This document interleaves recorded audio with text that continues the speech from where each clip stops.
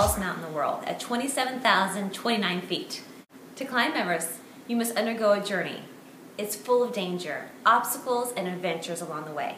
To me, the plot of a novel is a lot like climbing a mountain. A book opens up with a character in their ordinary world. And then, somewhere in that first chapter, an inciting event happens that changes everything. And that begins a whole series of plot points that takes a reader through a journey of an adventure until you hit the climax and then the resolution. Each major event in the story is like hiking up Everest. Base camp, camp 1, 2, 3, 4, and then the summit. If you're plotting your own story or you're plotting a book, you must ask yourself a series of questions. First, you must ask yourself, what is the event that takes your character out of their normal? Usually this happens in the first chapter, and this is called base camp. Second, what are the next series of events that take your character throughout the story?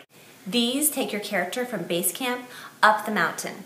These are the events that move the plot forward and they up the stakes as you go. Remember, the higher you go up the mountain, the further your character can fall. Your stakes must be raised the higher you go up the mountain.